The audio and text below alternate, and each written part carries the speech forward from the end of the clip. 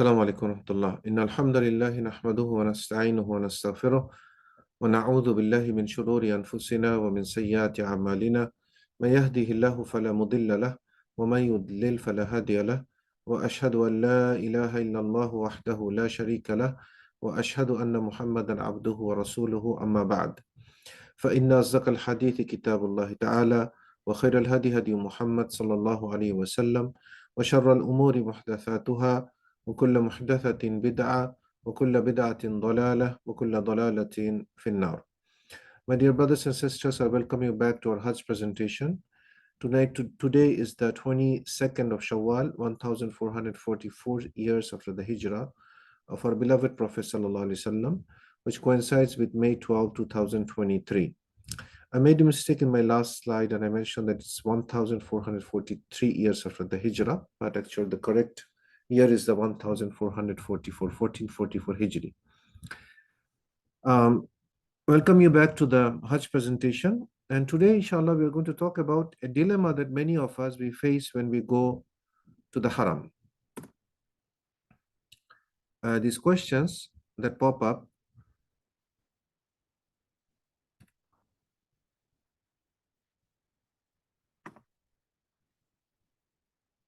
Okay. Praying in the hotel around the Haram.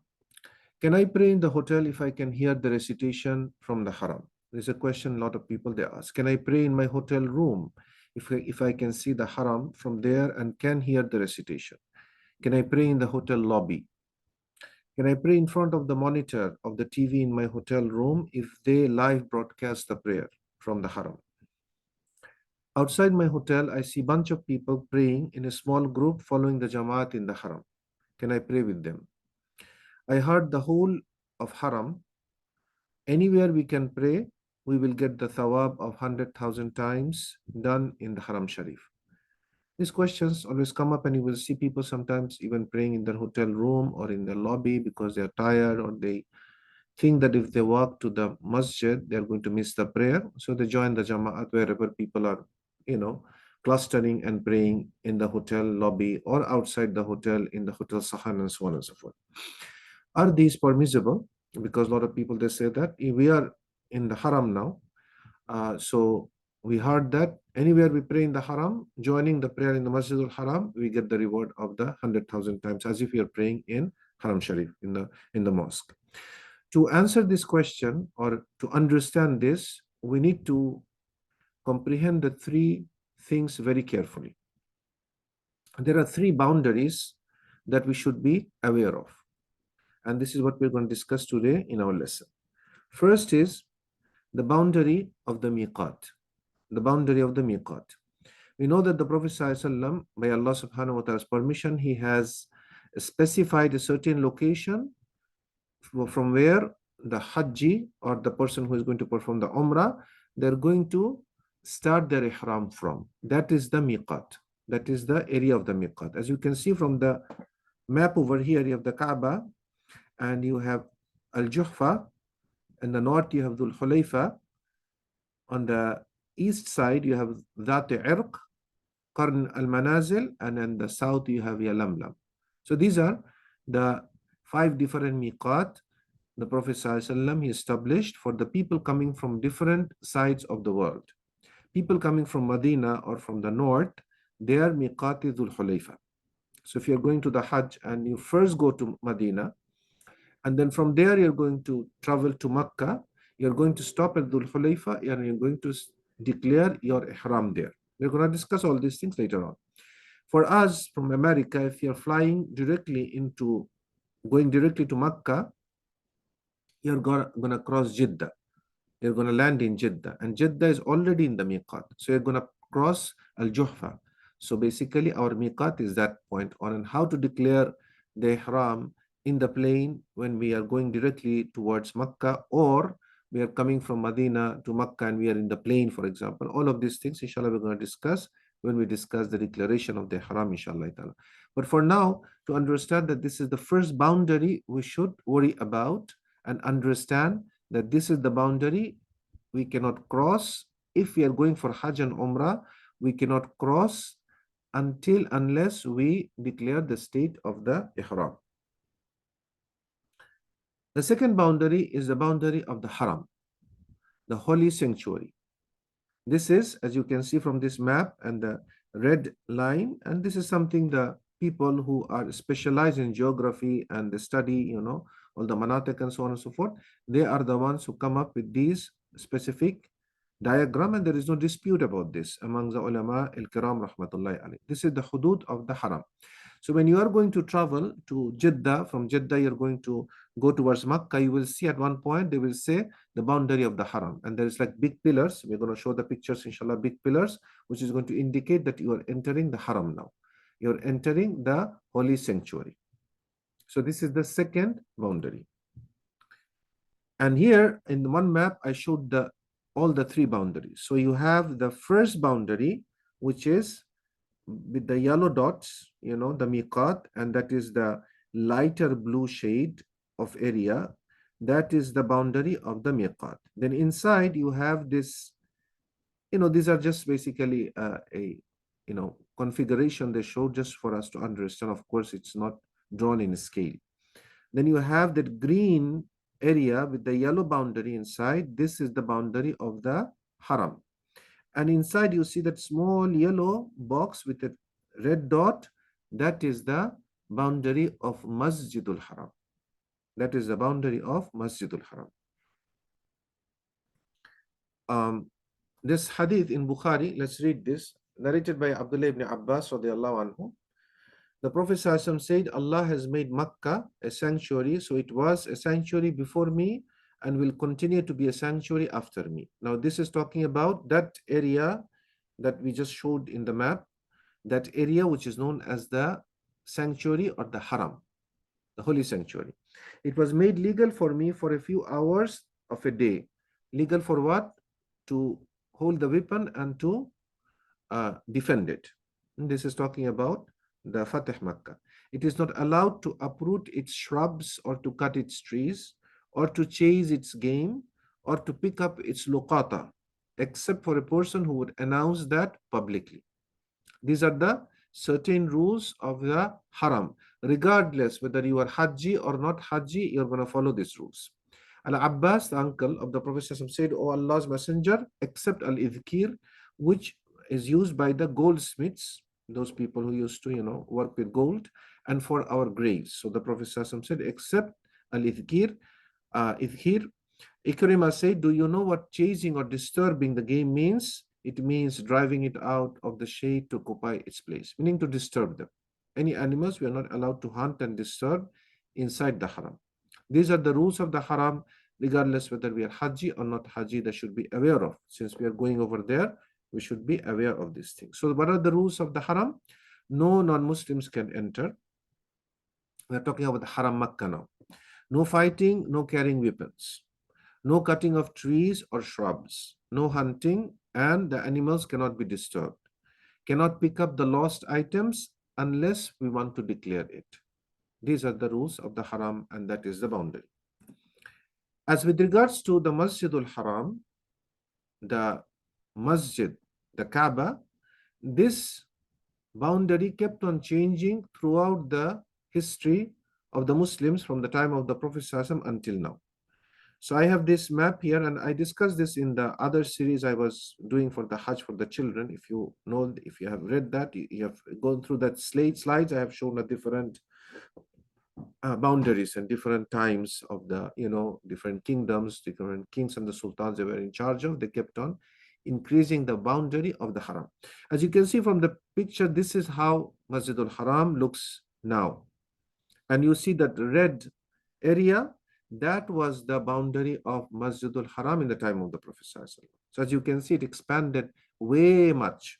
So this area where it expanded, all of these areas were houses of the Sahaba, the markets, and so on and so forth. Gradually, the muluk, the kingdoms, they realized that the masjid has to be made bigger to accommodate more people who want to come and visit the house of Allah subhanahu wa ta'ala. So they removed those houses, and just recently they removed many hotels, old hotels, and they expanded the Haram beyond imagination, mashallah. And that made it comfortable for the Hujjaj to settle there, to pray, to spend time. Very comfortable place for the Hujjaj. Alhamdulillah Rabbil Alameen.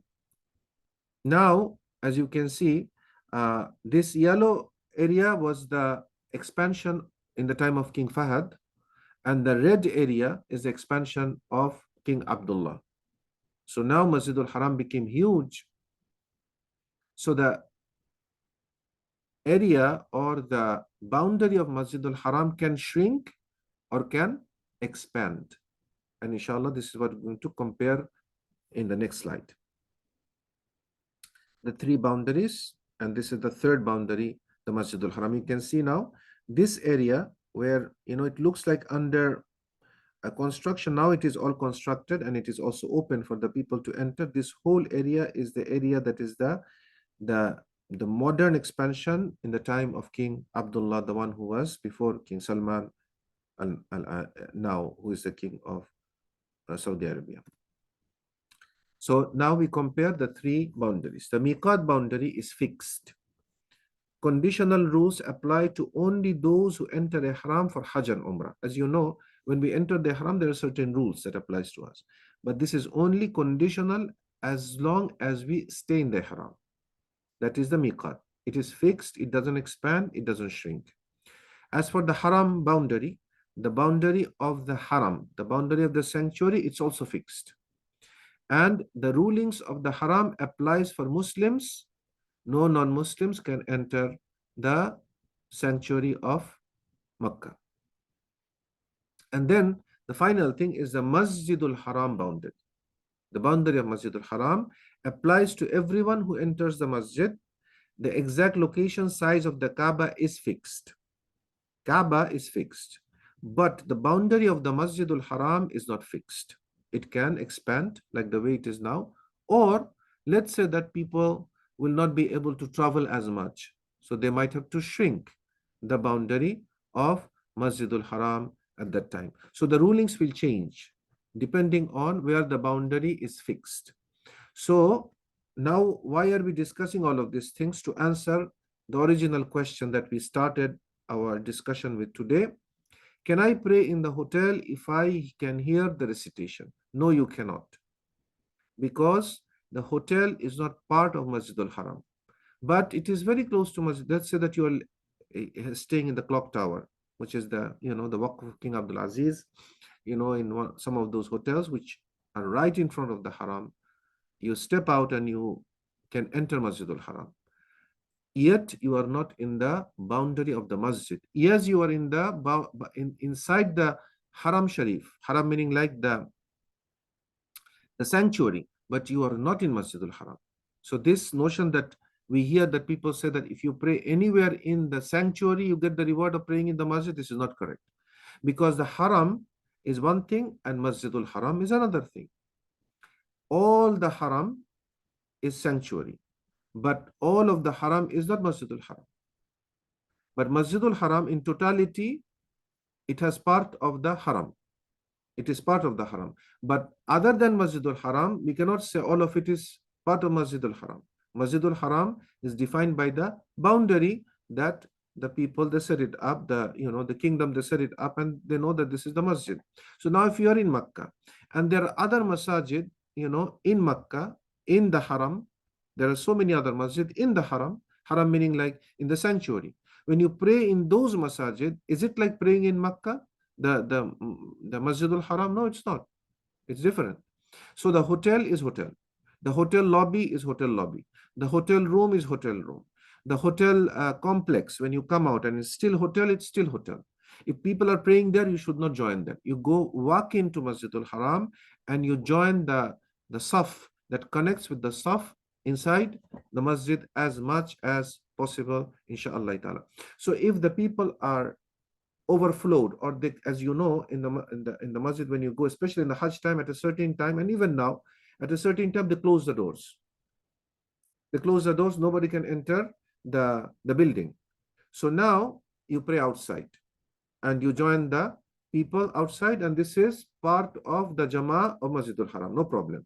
But you cannot do that in the lobby of the masjid, the lobby of the hotel, or in a hotel room, even if the the monitor is live broadcasting the prayer, and you can listen to the prayer. It doesn't matter where you are praying. This is not the masjid, this is the hotel. So you have to go and you have to join the saf, or the lines of the musalli who are praying in Masjidul Haram.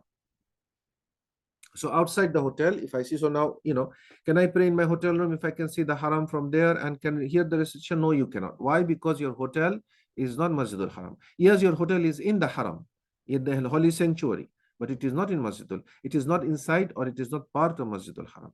Okay. Can I pray in the hotel lobby? No, you cannot pray in the hotel lobby. Can I pray in front of the monitor of the TV in my hotel room if the live broadcast the prayer? No, you cannot do that, because your hotel is not part of Masjidul Haram. Outside my hotel, I see a bunch of people praying in small groups, following the jamaat in the haram. If they are inside the masjid, meaning like inside the boundary of the masjid, and it connects to the Safias, but if they are far away and there's a group here, there's a group there, you should not join them. You should go as much as possible close to the masjid. If you can get inside and join. If you cannot and the doors are closed, then you pray outside with those people who are praying outside, inshallah ta'ala.